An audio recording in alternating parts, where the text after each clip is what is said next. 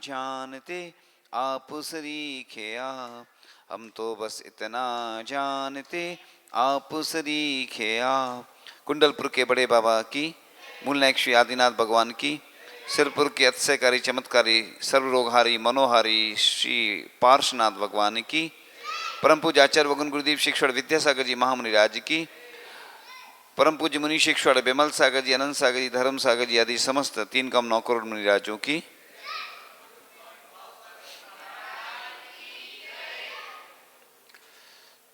संस्कार कैसे जीवन में आते हैं और संस्कारों के माध्यम से ही व्यक्ति उच्च बनता है, क्योंकि जिस प्रकार से पाषाण में संस्कार दिए जाते हैं तो पाषाण से परमात्मा बन जाते हैं और पूज्यता उस पाषाण में आ जाती है, जिसके लिए बड़े बड़े आचार्य परमेष्ठी, उपाध्याय परमेष्ठी, साधु परमेष्ठी भी नमोस्तु करते हैं उस जिन बिंब को, उस जिन प्रतिमा को।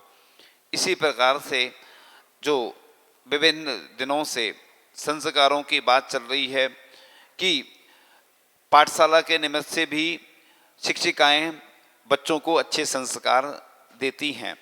और जब देखा जाता है, आपने देखा होगा कि पाठशाला में जो बच्चे पढ़ने जाते हैं तो उनमें संस्कार देने के लिए पूरा वर्ष भर शिक्षिकाएं प्रयास करती हैं, पुरुषार्थ करती हैं। उसके बाद भी कई बार लोग संतुष्ट नहीं होते हैं और यही बोल देते हैं, कुछ भी उनको कुछ कमेंट्स आदि कर देते हैं या कुछ शिकायत आदि कर देते हैं, उनको पसंद नहीं आता है। क्यों नहीं आता है? तो ये स्थितियां बनती हैं। लेकिन पूर्व के दिनों में बताया गया था कि केवल ज्ञान में निमित्त बनता है। अगर आज आप कुछ भी पढ़ रहे हैं, पढ़ा रहे हैं, तो आगे चलकर वही केवल ज्ञान के रूप में परिणत हो जाता है। यानी शुद्ध केवली बनने में एक माध्यम होती है जो धार्मिक शिक्षा। और जो पढ़ाने वाली शिक्षिकाएं होती हैं या शिक्षक होते हैं, जब वह बार बार पढ़ाते हैं परिभाषाएं, तो उनको भी वह कंठस्थ हो जाती हैं। ये पढ़ाने से फायदा होता है। तो जिस प्रकार से किसी को अगर रसगुल्ला खिलाते ना अपन, दूसरे को रसगुल्ला खिलाएंगे तो अपना हाथ तो मीठा हो ही जाता है। उसी प्रकार से ये नहीं सोचे पढ़ाने वाले कि मैंने वर्ष भर पढ़ाया, मुझे उसके बदले में कुछ प्राप्त नहीं हुआ। अगर आपने ऐसा सोच लिया तो आपका ज्ञान का जो पुण्य का जो फल मिलना था वह फल व्यर्थ जाता है। इसलिए अपना काम है पढ़ाने का। जिस प्रकार से आचार्य भगवान जो भी काम करते हैं किसी ख्याति पूजा लाभ के निमित्त से नहीं करते, लेकिन समाज का कर्तव्य है कि जो शिक्षिकाएं होती हैं उनका सम्मान करना चाहिए। क्योंकि बच्चों को पढ़ाना बहुत कठिन होता है। बोलते ना, बच्चों की दोस्ती जी का जंजाल, छूट गई दोस्ती हो गए कंगाल। तो बच्चों को संभालना, एक बार शिविर लगा था तो शिविर में सभी लोगों ने हाथ खड़े कर लिए थे, कोई तैयार नहीं था बच्चों को पढ़ाने के लिए। लेकिन फिर हमारा नंबर आया, उस समय हम ब्रह्मचारी थे, तो पढ़ाने का प्रयास किया शिविर में बच्चों को। तो बहुत कठिन होता है। इसी प्रकार से जहाँ जहाँ जब जाते हैं, शाम की कक्षा होती है कई बार, तो बच्चों को संभालना बहुत कठिन होता है। इसलिए या तो अकेले बच्चे रहें या बड़े रहें, अब सोचो दोनों को एक साथ पढ़ाना। और दूसरी बात यहाँ पर चलती है कि नहीं चलती पाठशाला, महिलाओं की भी पाठशाला होना चाहिए, पुरुषों की भी पाठशाला होना चाहिए, जिसमें महिला कोई जो सीनियर महिला हो, कोई भी जो जिस स्वाध्यायशील हो, वह महिलाओं को भी पढ़ाए। पुरुष पाठशाला भी होना चाहिए, क्योंकि अपने यहाँ स्वाध्याय की परंपरा कम है। देखो मुनिराज भी 1 घंटे तो कम से कम स्वाध्याय करते ही हैं सब मिलकर। जो बिहार आदि होता है वो बात अलग है, अपना अपना सेल्फ तो करते ही हैं। क्यों करते हैं?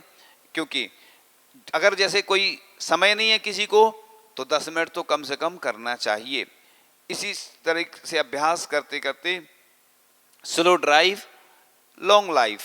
एक बार हमने उदाहरण भी दिया था कि स्टोरी सुनो, स्टोरी आने वाली है तो सुनते हैं स्टोरी। देखो अभी आती है स्टोरी में क्या आता है, एक राजा था और एक रानी थी, और राजा और रानी दोनों अपने महल पे खड़े हुए थे और महल पे खड़े खड़े दोनों देख रहे थे। एक नवजात बछड़ा था, जो गाय का बछड़ा रहता ना, उसको देख रहे थे। और पहले राजा उठा के लाया नीचे से ऊपर तक, अपने महल की छत तक। फिर रानी से कहा गया तो रानी भी लाई नीचे से लेके ऊपर तक। फिर छोड़ आए उसको। फिर कुछ दिन बाद फिर देखा उन्होंने, बहुत महीने हो गए, कई महीने कि बरस भर हो गया होगा और महीने गुजर चुके थे। उसके बाद राजा से कहा गया, राजा नीचे गया, उसने बछड़े को नहीं उठा पाया, वापस आ गया। रानी से कहा गया कि तुम जाओ, तो रानी जाती है और बछड़े को उठाकर ऊपर ले आती है। राजा एकदम से उसकी यानी बेइज्जती जैसी हो जाती है। पुरुष वर्ग महिलाओं से अगर कुछ इस टाइप से हो जाए ना, तो उनको अपनी बहुत ज़्यादा बेइज्जती जैसी लगती है कि मैं पुरुष होके भी नहीं उठा पाया और ये महिला होके उस बछड़े को उठा लाई। तो राजा ने पूछा रानी से कि मैं उठा नहीं पाया, पहले तो दोनों ने उठा लिया था और मैंने नहीं उठा पाया, क्यों नहीं उठा पाया? तो रानी कहती है, मैं प्रतिदिन जाती थी, इस बछड़े को रोज लाती थी, तो मेरा अभ्यास बना रहा। क्योंकि जो बछड़ा था नवजात था, पहले उसका वजन उतना नहीं था, पर धीरे धीरे उसकी उम्र जैसी बढ़ी, शरीर भी बढ़ता गया, उसका वजन बढ़ता गया। तो करत करत अभ्यास ते जड़मती हुए सुजान। यानी आप अभ्यास करोगे तो ऐसी कोई चीज नहीं है जो आपके हाथ में नहीं आ सकती। कई ऐसे भी साधु हैं जिनकी शिक्षा, लौकिक शिक्षा कम रही, 5वीं 8वीं, लेकिन वो उन्होंने मेहनत की तो व्याकरण आदि पढ़े, परिभाषाएं याद करी, तो उनको सब आ गया। और कई संस्कृत टीकाएं कर ली। पूज्य आचार्य भगवान की शिक्षा कितनी है? 9वीं लौकिक शिक्षा, लेकिन उन्होंने इतनी मेहनत की कि संस्कृत पढ़ी, प्राकृत पढ़ी और हिंदी पढ़ी, इंग्लिश पढ़ी। आचार्य जी ने मेहनत करी, तो मेहनत के बल पर आज पूरी दुनिया में उनका जो ज्ञान है वह सर्वश्रेष्ठ ज्ञान बना। तो विद्या क्या चाहती है? अभ्यास। बोलते ना, घोड़ा अड़ा क्यों, पान सड़ा क्यों, बाटी जली क्यों? घोड़ा अड़ा क्यों बता ही दिया, और विद्या बिसरी क्यों? तो अभ्यास नहीं किया। अपन क्या है, आज के ज़माने में सबसे ज़्यादा कठिनता क्यों आती है पढ़ाई करने में? क्योंकि पहले टीवी नहीं चलती थी इतनी सारी, अब हर घर में टीवी चलती रहती है, शोर होता रहता है, डिस्टर्ब होता रहता है। इसलिए हम हमेशा बोलते हैं, आचार्य भगवान भी बोलते हैं कि सबसे अच्छा मुहूर्त कौन सा है पढ़ने के लिए? ब्रह्म मुहूर्त है। क्योंकि सुबह क्या होता है, शांति रहती है और दिन भर क्रांति रहती है। यहाँ भी देखो, आप दिन भर बाहर निकल रहे हैं, बाजार में भीड़ भाड़, घर में भी कहीं बातें कर रहे हैं। अब बच्चे क्या करें, चंचल मन तो होता ही है। हमने एक छोटा सा दृष्टांत भी सुनाया था ना, कि एक व्यक्ति गया साधु के पास कि मुझे कोई मंत्र दे दो। साधु ने कहा अभी नहीं है। फिर दूसरे दिन फिर पहुंच गया, कोई मंत्र दे दो। साधु ने कहा अभी नहीं है। अब साधु ने भी सोचा कि यार जी बार बार क्यों आ रहा है मेरे पास? आचार्य जी के पास कई लोग जाते ना, हमें पंचकल्याण करवाना है, हमें व्रत लेना है, या और कोई काम के लिए जाते, तो आचार्य जी टालते हैं, बार बार उसकी परीक्षा लेते हैं कि इसके अंदर कितनी भावना है। ऐसे ही तो नहीं कर रहा। प्रायश्चित लेने भी जाते हैं तो 6 बार तक लिखा है, 6 बार तक आचार्य महाराज वापस कर सकते, 6 बार। अब सोचिए, आप लोग तो एक ही बार नहीं जा पाते, और वास्तव में व्यस्तता भी रहती है आचार्य जी की। तो वह साधु भी सोचता है, और वो जो गया था व्यक्ति साधु के पास, वह भी सोचता है कि यार ये साधु मना कर रहे हैं तो कुछ ना कुछ तो है इनके पास। और साधु भी सोचता है ये बार बार आ रहा है, चलो सोचते आएगा तो अब दे देंगे। साधु ने सोच लिया मंत्र दे देंगे इसको। वो व्यक्ति गया तीसरी बार, तो उन्होंने मंत्र दे दिया और ये कहा कि बंदर को याद नहीं करना। अब वो जो जैसे ग्रस्त व्यक्ति था, जो आता है मंत्र सिद्ध करने बैठता है, तो वह जैसे ही मंत्र सिद्ध करने बैठता है तो उसको बंदर याद आ जाता। अब वो सिद्ध ही नहीं हो रहा था। वो गया व्यक्ति साधु के पास, अपना मंत्र वापस ले लो, हमें सिद्ध नहीं हो रहा है। तो वो कहता है पहले से आपको ये नहीं बताना था कि बंदर को याद नहीं करना। तो साधु ने कहा कि बंदर कोई और नहीं, तेरा मन है जो चंचल है। इसलिए चंचल मन को कहा है सर्वार सिद्धिमाचार्य पूज्यपाद स्वामी ने कि यह विपरीत दिशा में ले जाता है। मन विपरीत दिशा में ले जाता है हमेशा। मन चंचल होता है, इसलिए तो मंत्र रखे हैं। मंत्र का मतलब होता है जो मन से, उसमें कुछ धातु प्रत्यय लेकर लगा करके व्याकरण से सिद्धि होती है और मंत्र बन जाता है मन से। इसलिए मन को लगाने के लिए तो माला फेरते हैं। माला बनी काष्ठ की, जामे डाला सूत, माली माला बेचारी का करे जपने वाला कपूत। तो इसलिए लिखा है कि चाहे एक माला फेरो, अच्छे से विशुद्धि पूर्वक फेरो, शांति से फेरो, बिल्कुल आकुलता से फेरोगे। अब नहीं है समय तो फिर तो फेरनी पड़ेगी। जैसे पाठ करते ना, उत्कृष्ट मध्यम जघन्य विधि बताई ना। एक जैसे माला फेरने की एक पश्चातानुपूर्वी विधि है, यानी जैसे रमो लोए सब साउडम से रमो अरियंताड़म तक, पीछे के क्रम से भी फेर सकते और शुरू से लेके आखिरी तक फेर सकते, बीच में भी किसी भी चेंज करके भी फेर सकते। तीन विधि, उत्कृष्ट मध्यम जघन्य, पश्चातानुपूर्वी, पूर्वानुपूर्वी, यत्र तत्रानुपूर्वी, यानी सिर्फ णमोकार मंत्र, और कोई मंत्र उल्टा सीधा नहीं फेरना, नहीं तो बाद में कहो कि महाराज जी ये ऊपरी बाधा हो गई, समस्या आ गई। क्योंकि मंत्रों की अवनय करने से ऊपरी बाधाएं हो जाती हैं। इसलिए जब भी शांति धारा करो या पढ़ो, बिल्कुल शुद्ध उच्चारण होना चाहिए, अथवा कोई मंत्र की जाप कर रहे हैं तो शुद्ध होना चाहिए, अथवा कोई भी जो भी अनुष्ठान कर रहे, पूजन कर रहे, उसमें इन चीज़ों का ध्यान रखते हुए।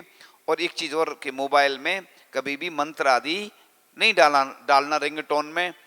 पढ़ना अलग बात है, स्रोत आदि मोबाइल के माध्यम से आप लोग पढ़ते रहते हैं। तो बच्चों के लिए ये विशेष मुहूर्त होते हैं, ब्रह्म मुहूर्त। तो रात में बोलते ना, हिस्ट्री ज्योग्राफी बड़ी बेवफा, रात भर याद करो सुबह सफा। तो कई पहले लोग याद करते थे, तो इसलिए कई लोग होशियार लोग क्या करते कि जो है ना हेडिंग याद कर लेते। आइंस्टीन का फॉर्मूला है, आइंस्टीन क्या बोलता है, आइंस्टीन कहता है कि कोई भी चीज को याद करना, जैसे आकाश नीला है, कैसा है, नीला, अपने मेमोरी में सेव कर लो। कंप्यूटर और मोबाइल में क्या होता है, पासवर्ड डले रहते ना, उससे सेव हो जाते। अपने माइंड में भी वैसे ही होता है। तो बच्चों को ऐसे ही बताना पड़ता है कि तुम कोई भी चीज की हेडिंग याद कर लो। रटने से याद नहीं होता, उसको समझना पड़ता है। आज जो विद्या है वो ऐसे ही हो रही है कि जितने बच्चे हैं सब अपने बच्चे को कलेक्टर बनाना चाहते हैं, कोई एक्टर बनाना चाहता है, और कोई इंजीनियर, कोई डॉक्टर। खुद तो जीवन भर पढ़ाई नहीं की, अपन ने कितनी पढ़ाई की बताओ, और बच्चों को अपने से ज्यादा कई गुना अच्छा बनाना चाहते हैं। तो बच्चे अच्छे तब बनेंगे जब उनमें अच्छे संस्कार आएंगे। क्योंकि बच्चों को तो मंदिर नहीं भेजोगे और सोचोगे कि हमारे बच्चे पढ़ाई में बहुत आगे निकल जाएं, तीन काल में आगे नहीं निकल सकते, क्योंकि पुण्य होता है। हम लोग खुद ब्रह्मचारी अवस्था में जब संघ में प्रवेश होता है, हम लोगों को कुछ नहीं आता था, लेकिन संघ में इतनी सारी चीजें सीखने को मिली। वैयावृत्ति कैसे करना, थर्मामीटर कैसे देखना, थर्मामीटर तक नहीं जानते थे कि कैसे बुखार देखा जाता। लेकिन संघ में आचार्य भगवान की कृपा ऐसी हुई कि संघ में जो अनुभव मिलते हैं वो दुनिया में कहीं नहीं मिलते। बिहार करते हैं तो हर नए नए गांव जाते हैं, गांव का पानी पीते हैं, गांव का भोजन करते हैं, तो एक अलग ही अंतर आता है, अनुभूतियां होती हैं। और संघ में एक से एक शिक्षित मुनि महाराज होते हैं और समाज के लोग भी आते जाते हैं, तो उससे अनुभव प्राप्त होते जाते। तो अनुभव अपने आप में गुरु है। आचार्य जी बोलते हैं कि अनुभव अपने आप में गुरु है। इसलिए आप सोचो कि बच्चों को हम पाठशाला नहीं भेजें, बस पढ़ाई कराते रहेंगे दिन भर, बच्चे कभी भी होशियार नहीं बन सकते। क्योंकि बच्चों को जब सबसे पहले इसलिए मंदिर भेजा जाता है, क्योंकि मंदिर के दर्शन करने के साथ ही अपने आप उनके अंदर क्या आती है, अलग से ऊर्जा आ जाती है। क्योंकि ऊर्जा के भंडार होते अपने जिन बिंब जिन मंदिर। एक वो आज स्टोरी ही का दिन है ऐसा लग रहा है। फिर एक तीसरी स्टोरी आ जाती है। एक व्यक्ति थे, सेठ जी थे, और सेठ जी क्या हुआ कि सेठ जी कभी मंदिर नहीं जाते थे, और मंदिर नहीं जाते थे तो एक महाराज जी के पास उनकी पत्नी ले गई कि ये मंदिर नहीं जाते हैं। अब महाराज जी समझ गए कि इस व्यक्ति को सुधारना कैसे है। उन्होंने कहा कि इसको मंदिर का बोलेंगे तो नहीं जाएगा। ये कहा कि तुम तो एक नियम ले लो कि पड़ोसी के दर्शन करेंगे। तो उन्होंने कहा ठीक है। अरे सेठ जी खुश हो गए, ये अच्छी तरीका है कि इतनी दूर नहीं जाना पड़ेगा, बगल में पड़ोसी रहता है, ये अच्छा तरीका है। तो तैयार हो गए वो सेठ जी। सुबह से उठे और दरवाजे खटखटाए अपने पड़ोसी के। तो उनकी पत्नी ने दरवाजे खोले, कहाँ हैं? उन्होंने कहा वो तो खेत पर गए हैं, मिट्टी लेने के लिए, चूंकि वह कुम्हार था, बगल में पड़ोसी जो था वो कुम्हार था, कुम्हार मिट्टी लेने जाता है और खेत में चला गया था वह। सेठ जी भी पहुंच जाते हैं और सेठ जी जैसे ही पहुंचते हैं और दूर से उस व्यक्ति को देखते हैं जैसे ही तो खुश हो जाते हैं। देखो आदमी लौकिक वस्तु को देख के, व्यक्ति को देख के, मित्र को देख के और जिसका प्रिय होता है उसको देख के कितना खुश हो जाता। ऐसे ही अगर खुशी भगवान को देखने से हो जाए तो कितना पुण्य का अर्जन हो जाए व्यक्ति को। महाराज जी को देख के हो जाए, देवशास्त्र गुरु पंच परमेश्वर को देख के ऐसी प्रसन्नता हो जाए, हमने तो नहीं देखा ऐसा, कम ही लोग होते हैं। परिचित से तो होता है, अपरिचित से नहीं होता है। तो या तो कोई चर्चित व्यक्ति होता है या परिचित होता है, तभी अधिकांश भीड़ होती है। चर्चित हो तो आते हैं लोग, परिचित हो तो आते हैं। तो ऐसे ही सेठ जी ने देखा और इतना खुश और बोले, सेठ जी मैंने देख लिया, मैंने देख लिया। अब क्या हुआ, वो कुम्हार भी घबरा गया देख के सेठ जी को। क्या हुआ कि कुम्हार जब मिट्टी खोद रहा था तो उसमें एक घड़ा निकल आया, काय का, उसमें क्या था, सोने चांदी आदि के रत्नों के वो थे आभूषण आदि। और उसने सोचा कि अरे अब सेठ जी ने तो देख ही लिया। तो बोलते रुक जाओ मैं आ रहा हूं वहीं। उनने कहा उस कुम्हार ने कि देखो भैया ऐसा ऐसा ये घड़ा निकला है, अब तुमने हमें देख लिया तो आधा तुम्हारा आधा हमारा। अरे सेठ जी खुश कि अरे महाराज जी ने देखो कितना अच्छा नियम दिया था कि पड़ोसी के दर्शन करना, कि जब मतलब पड़ोसी के दर्शन करने से मुझे सोने चांदी आभूषण आदि का इतना घड़ा मिल गया आधा, और मैं अगर भगवान के प्रतिदिन दर्शन करूंगा तो दुनिया में ऐसी कोई वस्तु है क्या जो प्राप्त नहीं हो सकती। बच्चों को ये वाली कहानी जरूर सुनाना, इससे क्या होगा, जो बच्चे यहाँ पर हैं वो तो सुन ही रहे हैं, और जो जहाँ जहाँ हैं ये स्टोरी।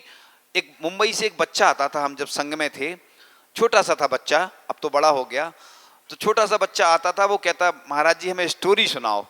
देखो कितनी उसके अंदर, मुंबई में क्योंकि ऐसा कोई मिलता नहीं होगा सुनाने वाला, तो छोटा सा बच्चा, उसके अंदर कितनी अच्छी भावना रहती थी। तो इसलिए बच्चों को क्या होता है कि इसी प्रकार से पढ़ाया जाता है उनको, कि बच्चे पढ़ भी लें, स्टोरी उनको समझ में भी आ जाती, सुनाई भी देती है, और जो कठिन विषय होते हैं वो उनको ऊपर से निकल जाते हैं। जब बड़ों की समझ में नहीं आते हैं तो छोटे बच्चे तो इस तरीके से आज चर्चा कर रही थी कि ये चेतन पत्रिका होती है अपनी, क्या होती है, चेतन पत्रिका। जानते ना, आचार्य जी कहते हमारी पत्रिका रविवार के रविवार निकलती है, बिना प्रकाशन के, बिना खर्च के, यानी प्रवचन जो होते थे रविवार ये। तो इसी प्रकार से शिक्षक पढ़ाते समय अपने हृदय को कमजोर ना करें। जैसे अपन लोग पढ़ाते हैं ना, तो अपन ये नहीं सोचो, हीन भावना नहीं आना चाहिए अपने अंदर के मुझे तो आता नहीं है, मैं कैसे पढ़ाऊंगा इन बच्चों को। अपने आप को क्या होता है, जैसे गांधी जी थे ना, प्रवचन करते थे गांधी जी, तो आईना के सामने प्रयास करते थे, अभ्यास करते थे। तो इसलिए अपन ऐसा नहीं सोचे कि हम कमजोर हैं। आप स्वयं अपने आप को कमजोर समझोगे तो आप बच्चों को कभी पढ़ा ही नहीं पाओगे। तो बच्चे तो छोटे होते हैं, आप तो बड़े हैं, तो इस प्रकार से विश्वास रखें कि मैं इसे पढ़ाकर ही रहूंगा या रहूंगी। ऐसा अगर अपन सोचते हैं तो अपन निश्चित रूप से सफलता प्राप्त कर सकते हैं। इसलिए वहीं से कर लो, वहीं से, है ना। हाँ, तो अपन अगर सोच लें, हम हमेशा बोलते हैं जीत हो या हार हमेशा रहो तैयार, पॉजिटिव सोचो हमेशा, यानी जिद करो दुनिया बदलो। अपन अगर जिद कर लें, सोच लें, तो सब कुछ संभव हो सकता है।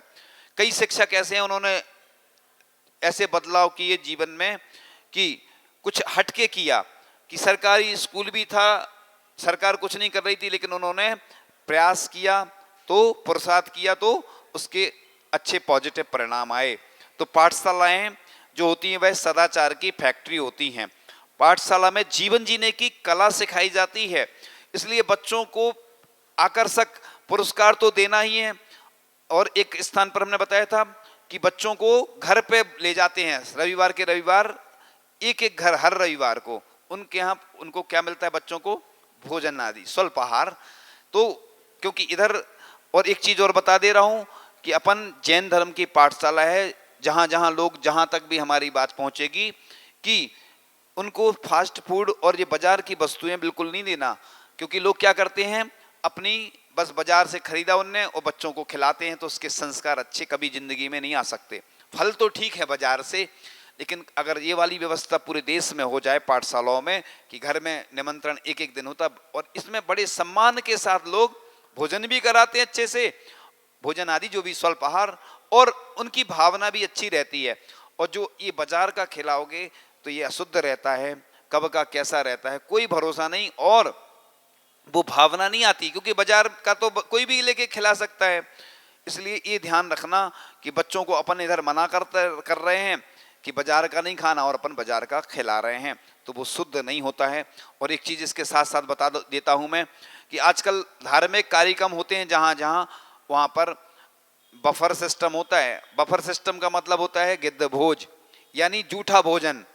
अपन जब घर में जो अपने पति आती बच्चों को परिवार वालों को उठा करके देते हैं, वो स्वयं नहीं उठाते कभी, घर में कैसी व्यवस्था रहती है, और इधर आके लोग अपने चरण पादुका पहने रहते हैं खड़े खड़े होकर, और सब उठाते जाते खाते जाते, और बिना इज्जत के बेइज्जती भोजन है उसका नाम। बेइज्जती मतलब जिसकी कोई इज्जत ही नहीं होती, तो बेइज्जती करवाते हो आप लोग, है ना, बिना बुलाए उठा के वो खाने लगते हो, यानी दूसरे के यहाँ जा रहे हो और उठा के खा रहे हो। तो ये भोजन तो बिल्कुल बंद होना चाहिए। इसके साथ साथ जो उसमें जो वस्तुएं उपयोग करते आप लोग, क्या करते, जो बाजार की वस्तुएं लाते ना, जो गिलास आदि होते, वो काय के होते हैं, क्या होते, प्लास्टिक आदि के, वो भी नुकसानदायक होते हैं। उसके साथ साथ बहुत हानिकारक हैं। इन चीज़ों में ध्यान रखना। दूसरा क्या होता है ना, पहले हम देखते थे भोजन व्यवस्था रहती थी तो बैठालते थे बिल्कुल लाइन से, और कितनी इज्जत होती, कितना अच्छा लगता था। लेकिन ये पश्चिमी सभ्यता जब से आई और हमारे संस्कार बिगड़ते जा रहे हैं, जब हम खुद ऐसे कार्य करते तो हम बच्चों को क्या अच्छे संस्कार दे पाएंगे। तो इस प्रकार से जो पाठशाला के बच्चे हैं उनमें संस्कार तभी आ पाएंगे जब हम खुद संस्कारित होंगे और खुद संस्कार अच्छे देंगे। तो इसके साथ साथ कठिनाइयों का सामना करने की भी शिक्षा पाठशाला के माध्यम से मिलती है। बच्चे वही सीखते हैं जो आप खुद, जैसे एक बार एक बच्चा बोला कि दीदी कहती हैं कि टीवी नहीं देखो, और वो खुद टीवी देखती हैं। दीदी कहती हैं कि बाजार की वस्तु नहीं खाओ, वो मैंने खुद देखा कि वो बाजार में खा रही थी। एक बार खड़ी थी दीदी, एक बार एक बात आई थी ऐसी बच्चों की, तो एक महिला थी और महिला बच्चों को पढ़ा रही थी घर में, पाठशाला का ही कोर्स था। तो कह रही थी हिंसा, झूठ, चोरी, कुशील, परिग्रह, ये सब इसके बारे में बता रही थी। और एक दिन क्या हुआ, बच्चे को प्रतिदिन पढ़ाती थी वह महिला, और एक दिन क्या हुआ कि उस बच्चे ने देखा कि मम्मी पापा की पैंट की जेब में से कुछ निकाल रही हैं। आप समझ जाओगे क्या निकाल रही हैं। और उसने देख लिया। अब क्या हुआ कि जैसे उसने देख लिया, दूसरे दिन फिर पढ़ाने लगी, माँ रिवीजन करवा रही थी उसका। तो बच्चे ने देखा और मुंह ऐसा फेल लिया। माँ समझ नहीं पाई क्या हो गया, क्या हो गया, बेटा रोज तो अच्छे से पढ़ता था, आज क्यों नहीं पढ़ रहा है। तो बच्चे से पूछा बहुत जिद करके, तो बच्चे ने बताया, माँ आप मुझे पढ़ा रही थी कि चोरी करना पाप है, और आप क्या कर रही थी। तो वैसे आज तक किसी ने रिपोर्ट नहीं की, हमने आज तक इतने साल में रिकॉर्ड देखा है कि महिलाओं की पति ने कभी रिपोर्ट नहीं की कि इन्हें हमारे जेब में से, और लड़के भी करते हैं दुकान में से, हम किसी का व्यक्तिगत नाम नहीं ले रहे, हम सब लड़के भी करते हैं, पुरुष वर्ग भी करता है। तो ये तो भ्रष्टाचार तो सब जगह चलता है। हम ये नहीं कह रहे कि चोरी करने का समर्थन कर रहे हैं, क्योंकि पति को भी मालूम रहता है कि इन्हें पैसे निकाले, वो गिने रहते ना, तो मालूम तो चला ही जाता है। अब उनका हिस्सा भी रहता है 50%। अब आप जानो, ये हम इसके बारे में ज़्यादा वो नहीं करेंगे, क्योंकि महिलाएं कई बार दान भी करती हैं उससे, और अपने काम भी करती हैं, अच्छे कार्यों में भी लगाती हैं।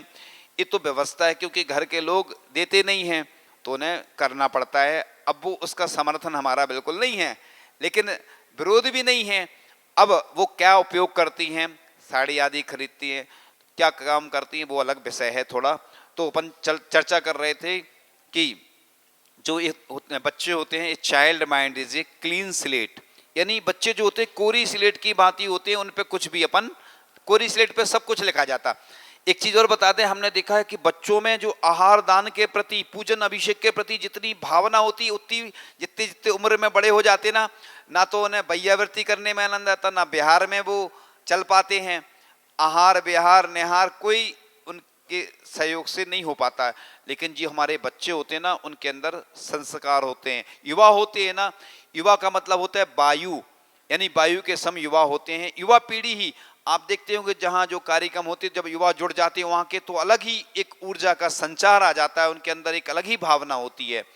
लेकिन वह जुड़ नहीं पाते हैं धार्मिक क्रियाओं से, क्योंकि वो सोचते हैं कि अभी महाराज जी के पास जाएंगे, कुछ नियम दे देंगे, पूजन करो, अभिषेक करो, तो अभी करना पड़ेगी, तो वो दूर होते चले जा रहे हैं। तो जो हमारे बच्चे हैं वह धीरे धीरे युवा होंगे, तो उनके अंदर अभी से ऐसे संस्कार आएंगे। जिस प्रकार से अपन बिजनेस सिखाते हैं ना बच्चों को, देखो कहते हैं ना, आचार्य श्री कहते हैं ना, आज जो MBA होता है ना, management of business administration, MBA होता है। अपने यहाँ जैन समाज में बच्चे पहले से ही MBA रहते हैं। ये तो कोर्स बनाए जाते हैं कि अगर बिना डिग्री के कुछ नहीं होता है, लेकिन डिग्री से कुछ होने वाला नहीं है। अभी आचार्य भगवान ने कई बार बताया कि जो इंजीनियर हैं वो क्या बनते हैं बताओ, इंजीनियर कोई काम के नहीं रहते। कई बार अगर लाइट खराब हो गई, कुछ हो गई, तो कोई सुधार भी नहीं पाए। तो ये शिक्षा जो है पढ़ाई तक सीमित रहती है, बस वही पढ़ाया जाता है, रट लो तुम, पास हो जाओ, उसके अलावा कुछ नहीं होता। तो अपन के अंदर ऐसे संस्कार आना चाहिए कि हम चाहे डॉक्टर रहें, हमारी जो देश की होनहार जो रहते ना, चाहे शासन में हो चाहे प्रशासन में, आचार्य भगवान की हमेशा यही भावना होती कि हमारे जो देश में चाहे कोई सांसद हो चाहे विधायक हो हमारे हों, जिससे क्या है कि हम अपनी बात तो पहुंचा सकें, रख सकें। इसी प्रकार से हमारे समाज के जो व्यक्ति हैं वो उच्च पदों पर होना चाहिए, इंजीनियर होना चाहिए, डॉक्टर होना चाहिए, हर पोस्ट पे होना चाहिए। आचार्य भगवान हमेशा यही बोलते हैं कि चाहे तुम किसी भी पोस्ट पे रहो, लेकिन धर्म से जुड़े रहो। मतलब धर्म से जुड़े रहोगे तो कम से कम तुम्हारे अंदर अच्छे संस्कार आएंगे। और दूसरा, जैसे कोई अच्छा व्यक्ति होगा, कोई कलेक्टर होता है, अच्छी पोस्ट पे होता है, वो अभिषेक करेगा तो लोग देख के, कई लोग अभिषेक करने लगते हैं उसको देख के कि देखो ये कलेक्टर होके इतनी बड़ी पोस्ट पे होकर के अभिषेक कर रहा, शांति धारा कर रहा, पूजन कर रहा। तो और भी लोग, जिस प्रकार से सौधर्मेंद्र जब समूह शरण में जाता है, उसके साथ मिथ्या दृष्टि देव भी जाते हैं, और वह देखता है, जो मिथ्या दृष्टि देव होते हैं ना, वो देखते हैं कि अरे जिसको हम अपना मुखिया मानते थे सौधर्मेंद्र को, वह भी अभिषेक कर, मतलब भगवान के लिए नमोस्तु कर रहा, नमस्कार कर रहा समूह शरण में। तो जो मिथ्या दृष्टि देव होते हैं वो उनको सम्यक दर्शन की प्राप्ति हो जाती है, सम्यक दर्शन हो जाता है। सोचो, यानी मिथ्या दृष्टि से सम्यक दृष्टि बन जाते वो जो देव, अन्य देव। तो ऐसे ही कोई अच्छी पोस्ट पे होता है। आज हम देखते हैं कि सामान्य व्यक्ति आते हैं तो कोई नहीं आता, लेकिन अगर कोई नेता आ जाए, कोई अच्छी पोस्ट वाला व्यक्ति आ जाए, तो आगे पीछे लोग घूमने लगते हैं। कोई धनवान व्यक्ति आ जाए, चर्चित आ जाए कोई व्यक्ति, तो बिना बुलाए भीड़ आती है, देखो आप। और वैसे बुलाना पड़ता है कि भैया मीटिंग है, आना है। और अधिकांश जहां जहां भी मीटिंग होती है ना, तो लोग आते नहीं, वो बाद में कहते हैं मैं बुलाया नहीं। तो इसलिए ये जहां भी जिस प्रकार से जो कमियां हैं, चाहे हमारी पाठशाला की हो, चाहे मंदिर की हो, चाहे गौशाला की हो, चाहे किसी भी संस्था की हो, क्योंकि आज स्थितियां इतनी खराब होती जा रही हैं, संस्थाओं के नाम पे लोग बस पद लेके बैठ जाते हैं और लड़ाइयां होती हैं और काम कम होते हैं, बस लोग एक दूसरे की टांग खींचते रहते हैं। ये नहीं होना चाहिए। हम काम करें, क्योंकि काम के लिए तो समय नहीं है, और टांग खींचने, बुराई करने के लिए दिन भर आलोचना से लोग बस परिपूर्ण रहते हैं और बस एक दूसरे की बुराई करते रहते हैं। जिस संस्था में हम रहते हैं उसके प्रति हमें समर्पित होना चाहिए, तभी वह संस्था आगे बढ़ सकती है। क्योंकि अगर हम एक दूसरे की कमी में और बुराइयों में ही समय निकाल देंगे तो आगे चलकर क्या स्थिति बनेगी। क्योंकि तिल्लोय परिणति ग्रंथ में लिखा है कि पंचम काल के अंत तक मुनि आरिका श्रावक श्राविका रहेंगे। यानी पंचम काल जो चल रहा है ना, 18,500 वर्ष के लगभग, जितने भी उसमें कुछ कम कर दें, तो उस इतने समय तक अपना जैन धर्म चलना है। अब कैसे चलेगा? हम हमेशा एक पंक्ति सुनाते हैं, ये वाली, अस्तु हो रहे ज्ञान सूर्य ने, सोचा था एक दिन की शाम, मेरे ढल जाने के बाद कौन करेगा मेरा काम। तो पूज्य ज्ञान सागर महाराज जी के प्रति यह भजन लिखा गया कि वह सोच रहे थे कौन करेगा मेरा काम। तभी एक विद्याधर आया। तो विद्याधर का आना हुआ और आपके सामने पूरा आचार्य भगवान का सबको जानकारी है ही कि आचार्य भगवान ने किस तरह से जिन शासन की प्रभावना की और आचार्य भगवान भी अब देखो वृद्धता की ओर हैं, भाई कब तक रहेंगे और कितना देंगे। उनने जितना दिया है दुनिया में शायद ऐसा कोई व्यक्ति पैदा नहीं हुआ होगा जो इतना सबके बारे में सोचे। आचार्य भगवान हैं जिनको पूरे देश की चिंता है, पूरे विश्व की चिंता है, वो हम कई बार बता चुके हैं आप लोगों को। तो सोचो आचार्य भगवान को पूरी सबकी चिंता है। इसी प्रकार से हमें भी, हमारे जो चाहे बालक हों चाहे युवा हों, उन सबको अगर अच्छे संस्कार हम नहीं देंगे तो हमारा जीवन कैसे अच्छा बनेगा, हमारी देश समाज और परिवार कैसे अच्छा रहेगा। तो बात चल रही थी कि पाठशाला में मिले संस्कार व्यक्ति का जीवन भर साथ देते हैं। तो एक और स्टोरी आ जाती है, छोटी सी अंत की स्टोरी है ये, कि एक माँ थी और माँ, जो बच्चा था स्कूल जाता था, प्रतिदिन स्कूल जाता था और स्कूल से प्रतिदिन कुछ ना कुछ चुरा के लाता था, कभी रबड़, कभी पेंसिल, कभी ड्राइंग बॉक्स और भी अन्य अन्य चीजें। तो माँ बहुत खुश होती थी, शाबाशी देती थी। अब बहुत दिन होते चले गए, वह जो बच्चा था वह भी बड़ा हो गया, और बड़ा हो गया तो वह बड़ा चोर बन गया, और एक बार उसको फांसी की सजा मिलना थी। और फांसी की सजा मिलना थी तो जो जिसको फांसी की सजा दी जाती है उससे अंतिम इच्छा पूछी जाती है कि तुम्हारी अंतिम इच्छा क्या है। वो बोलता है माँ से मिलना है। तो लोग भी खुश हुए कि अरे देखो इसको फांसी की सजा हो रही है और अंतिम इच्छा भी इसने कितनी अच्छी बताई कि माँ से मिलना है। कौन व्यक्ति नहीं चाहेगा जो उसकी अंतिम इच्छा पूरी करेगा। तो इन्होंने माँ को बुला लिया और माँ को पास में जो वो रहते ना जेल में, क्या बोलते उनको, बैरक बोलते ना, नहीं वो ऐसे ऐसे रहते ना, सलाखें। हाँ, हम तो कई बार जेल गए हैं ना प्रवचन के लिए, तो प्रवचन करने गए तो देखा भी है साक्षात। उसके पहले वैसा नहीं देखा था, लेकिन एक बार शायद ब्रह्मचारी अवस्था में भी प्रवचन ही के माध्यम से गए थे, और अभी 2-3 जेल में जाना हुआ, सागर की जेल, छिंदवाड़ा की शायद, और सिवनी, 2 जगह का तो मालूम, मंडला भी शायद गए थे, 2-3 जेल में जाना हुआ। तो वो बैरक ऐसी बनी रहती हैं। और उसने माँ को पास में बुलाया और लोग उस दृश्य को बड़े गौर से देख रहे थे कि ये तो माँ को पास में बुला रहा है, चरण छुएगा और अच्छे से बात करेगा, लेकिन इधर तो कुछ उल्टा ही हो गया। क्या हुआ, घटना घटित हो जाती है। वह माँ पास में जैसी आती है तो जो वो कैदी था, जो उसका लड़का था वह, और उसने उस माँ की नाक को अपने मुंह में भर लिया। समझ गए ना आप लोग, नाक को, माँ की नाक को अपने मुख में भर लिया का मतलब काट लिया। और लोगों ने फिर उस दृश्य को देख के अलग किया माँ को और उसके लड़के को। लोग दृश्य देखते देखते एकदम से घबरा गए, ये क्या हो गया। अब उससे पूछा गया माँ से कि, उससे पहले उससे पूछा जो कैदी था कि तुमने ऐसा क्यों किया। उसने कहा बचपन में जब मैं पेंसिल चुरा के लाता था स्कूल में, और ड्राइंग बॉक्स आदि चुरा के लाता, रबड़ आदि चुरा के लाता था, तो माँ शाबाशी देती थी। इस माँ के कारण ही मैं इतना बड़ा चोर बन गया और मुझे फांसी की सजा मिल रही है। तो सोचिए, अगर माँ शाबाशी नहीं दी, उसको उसी दिन से डांटना प्रारंभ करती, तो वो इतना बड़ा चोर भी नहीं बनता और उसको फांसी की सजा नहीं होती। तो अपन जैसे बच्चों को संस्कार देते चले जाते हैं, वैसे ही संस्कार उनके अंदर आते चले जाते हैं।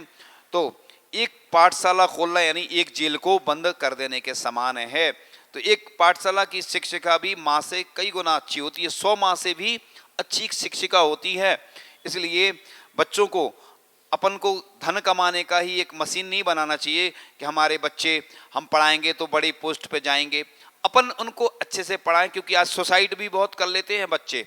इसलिए दबाव ज़्यादा नहीं, प्रेशर नहीं डालना चाहिए। प्रेस तो करें, इम्प्रेस करें, लेकिन एकदम से ऐसा दबाव नहीं डालें कि बच्चे तुम्हें तो इतने नंबर लाना ही है। हाँ, टारगेट दो उनको, अच्छे से पढ़ाओ, डांटो भी उन्हें, लेकिन उनको हमेशा डांटते रहोगे तो बच्चे विपरीत हो जाते हैं। उनकी मेंटेलिटी ये बन जाती है बच्चों की कि मम्मी तो हमें डांटती रहती, पापा डांटते थे, घर के लोग डांटते रहते, तो कई बार वो दबाव बस सुसाइड कर लेते हैं। अब सोचो, एक व्यक्ति ने अगर सुसाइड कर ली अपने निमित्त से, तो सोचिए आप कितना दोष लगेगा आपको। इसलिए बच्चों को पहले तो ये नियम दिलाना चाहिए कि हम कभी सुसाइड नहीं करेंगे। और फेल हो जाते हैं, देखो अपन प्रयास पूरा करो। जो बच्चे बाहर भी पढ़ रहे हैं तो उनकी भी जानकारी इनडायरेक्ट लेते रहा करें। फीडबैक अचानक पहुंच के उनकी जांच करें कि बच्चे पढ़ रहे हैं कि नहीं पढ़ रहे और क्या कर रहे हैं, आपको अचानक जाना चाहिए, निरीक्षण करना चाहिए। ऐसे ही अपने बच्चों को प्रोत्साहन दें। हमेशा अपन क्या करते हैं, उनको डांटते रहते तो बच्चों की मेंटलिटी खराब हो जाती है, तो वो विपरीत हो जाते, और उनको कभी डांटोगे कभी अच्छा व्यवहार करोगे तो वो खुश हो जाते हैं, क्योंकि बच्चे तो चंचल होते ही हैं, और अगर नहीं डांटेंगे तो बिगड़ जाते हैं वो। आचार्य जी बोलते ना कि शिष्य और शिष्य को डांट आवश्यक है। जैसे शीशी होती ना, उसमें क्या लगाते, वो ढक्कन लगाते ना, क्यों लगाते, कि जिससे वो गिर नहीं जाए। इसी प्रकार से हम लोग भी, एक व्यक्ति आए कल तो कहते महाराज जी आपने एक दिन डांट दिया था इसलिए हम आना छोड़ दिया। हमने कहा देखो कभी कभी हम लोगों को डांटना इसलिए पड़ता, नहीं तो लोग सिर पे चढ़ने लगते कई बार।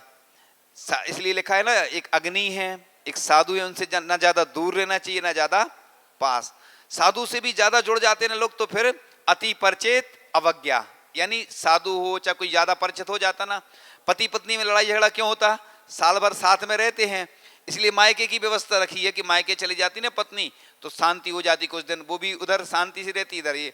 और कई बार लड़ाई झगड़े भी जरूरी हैं, जैसे ककड़ी में वो क्या करते ना, घिसते ना अपन, उसका विष निकालते। इसी प्रकार से कई बार जो साल भर में जो विकल्प आते हैं ना, टेंशन आती, वो अपनी निकाल देती, एक दूसरे की निकालना भी जरूरी है। अब मन में विकल्प रहेगा ना तो वो ज्यादा निसल्य वृत्ति का है, प्रतिमाधारी जो होता है ना सल्य से रहित होता है। इसी प्रकार से कांटा वो अंदर चुभता रहता, और कांटा लगा है तो वो निकालना भी आवश्यक है। तो हाँ, तो आज स्कूलों में जो शिक्षा दी जा रही है उससे अपन लोगों को पाठशाला की शिक्षा के ऊपर विशेष ध्यान रखती है। संस्कारों के से पाषाण भगवान बन जाता है, संस्कारों से मुरझाया कमल खिल जाता है। संस्कार की महिमा बचनातीत है भाई, संस्कार से ही नर नारायण बन जाता है। तो इस प्रकार से अपन जो गुरु होते हैं वह मोमबत्ती की तरह होते हैं जो स्वयं जलकर दूसरों को प्रकाश देते हैं। तो इस प्रकार से पाठशालाएं वर्तमान में भव को सुख शांति में बनाने और सत गति का सत पथ का प्रदर्शन करने व दुर्गति से बचाने का उत्तम कार्य करती हैं। तो संस्कृति के संरक्षण हेतु हमारा बुजुर्ग वर्ग भी पाठशाला की जरूरत समझते हुए उसके समर्थक हैं। आचार्य जी ने कहा था कि एक पाठशाला ही बुंदेलखंड के मुनियों की शाला बनी। बुंदेलखंड में जो जल छानने का संस्कार दिया था, तालबैठ का उदाहरण आचार्य जी देते हैं, वो डिटेल में नहीं देंगे, समय हो रहा है। तो शिक्षक पाठशाला में दीपक का कार्य करते हैं, स्वयं भी प्रकाशित होते हैं और दूसरों को भी प्रकाशित करते हैं। तो ज्ञान के पहले आचरण शुद्ध होना चाहिए, वह ज्ञान कोई काम का नहीं जो आचरण में ढला नहीं हो। एक उत्तर पुराण का दृष्टांत देते हैं। उत्तर पुराण में आया कि 8 वर्ष से कम उम्र में के बच्चों को अष्टमूल गुणों का ज्ञान कराया जाता था और सप्त व्यसनों से होने वाली हानि बतलाकर उनसे व्रत किया जाता था। तो वर्तमान में पाश्चात्य संस्कृति का प्रभाव ज़्यादा पड़ रहा है, इसलिए पाठशाला हमारी श्वास है, हृदय है। इन पाठशालाओं का हमें ध्यान रखते हुए अपने जीवन को भी उन्नत बनाना है और सब पाठशालाएं अच्छी बने और शिक्षिकाएं भी अपने जीवन को अच्छा बनाएं। स्वयं प्रकाशित तो होती हैं, वह दूसरों को भी प्रकाश देती हैं, बच्चों को अच्छे संस्कार दें और समाज का भी कर्तव्य है उनसे कुछ अगर त्रुटियां हो जाती हैं तो उसको क्षमा करते हुए उनका वर्ष में कई बार सम्मान करें, नहीं तो कम से कम एक बार तो करें ही। इस प्रकार से आज का यह विषय पूर्ण हुआ। आज सबसे ज़्यादा जो बहुत दिनों से स्टोरी नहीं सुना पाए थे, आज बच्चों के निमित्त से बहुत सारी स्टोरी भी हो गई। आज रविवार था आज का दिन, इसी प्रकार से आप आगे लाभ लेते रहेंगे। इन्हीं भावनाओं के साथ परम पूज्य आचार्य भगवान गुरुदेव शिक्षण विद्यासागर जी महामुनिराज की 2 मिनट श्रीफल चढ़ा, रुक जा, दो श्रीफल कहीं से आए हैं लोग, बोल दो श्रीफल चढ़ा ना, कहाँ के बोल दो, आ जान दो, बुला लो उनको, श्रीफल कहीं से आए ना, लो 2 मिनट रुक जाओ, 2 मिनट बस, 2 मिनट। रुचि लाइव से